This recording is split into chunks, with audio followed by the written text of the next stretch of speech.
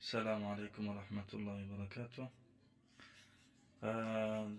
در مورد درد معده انشاءالله تعالی خواستم یک چند دقیقه صحبت کنم. من شخصا درد معده دارم.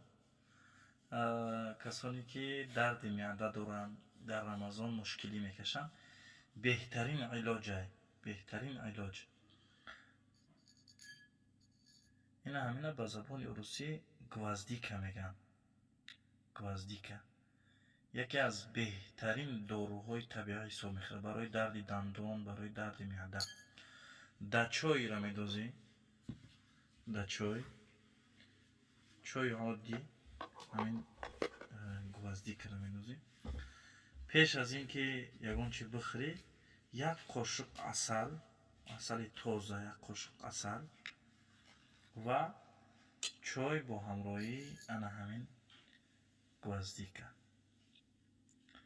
باور کنین یک هفته اگر چای قطعی گوزدیکا بخورین درد معده گم میشود.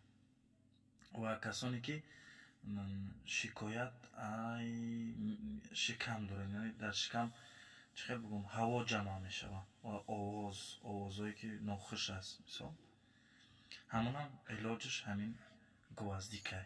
یک قاشق در شکم خود، یک قاشق عسل، قطعی چای چند قدر که میتونین بسیارتر بخورین. همین چایی که قطعی همین گوزدیکا همین بسیارتر بخورین. این گوزدیکا در جای چیا یافت میشود؟ چیش میگن پریپراوا میفروشن کو بازاردا، نه که اونجا کمک قیمت ترک این چیز میشود که اینا در چیز بگم جای تاجیکا بازارها مثال در اونجا با ارزانتر یافت میشود. انشاءالله تعالی که همین چیز خریداری کنین بسیار چیزی خوبه. همچنان برای درد دندون هم خوبه. کدامی که دندانش درد میکنه در همین در یک آب اول کمک تر میکنی، بعد در با دندانات میقپی کمک میستی، باور که دندان در حال گم میکنه و فایدهاش بسیار اینه. میکروبا را از بدن دور میکنه و خیلی که گفتم هوا اگر در درون شکم هوا باشه اگر اونا را دور میکنه. بعد بوی درونی یعنی شکم یعنی دهن گم میکنه و فایده های بسیار خوب داره. انشاءالله تعالی از همین استفاده کنین، چی در رمضان چی غیر رمضان.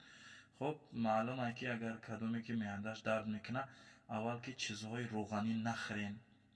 میشود که خونشوربای مرغی میشود خورده، مثال گوشت مرغ میشود خورده سبوکای، گوشتای گاو ممکن نیست، گوشت گوسفند ممکن نیست، ژرد کردگی ممکن نیست. خب میتونین که شیر بخورین، همون هم اگر کمتر باشه بهتره. خب میتونین که تخم در آب جوشاندن که سخت نشود، بسیار درون همون زردیش ملایمه، اون خورده میتونین. اگر مثال احتیاط کنین انشاءالله یک هفته در معدتون خوب میشود. من معدم بسیار درد میکرد، الحمدلله همین رعایت کردم با چای و عسل، چای گوزدیکا و عسل. باور کنین درد معده گم شده بود. با هم یک چند روز شد که کنترل گم کردیم در رمضان. مثال یگان مهمان میبیاد یک یگان جا میریم با همون اوقات تاجیکی خوردیم با معده در گرفت. اینا که با طبیبی را سر کردیم. انشاءالله تعالی کدومی که شکایت معده داریم یک هفته اگر همین گفتگی من قطعی عمل کنین انشاءالله معدتون 100% میشود.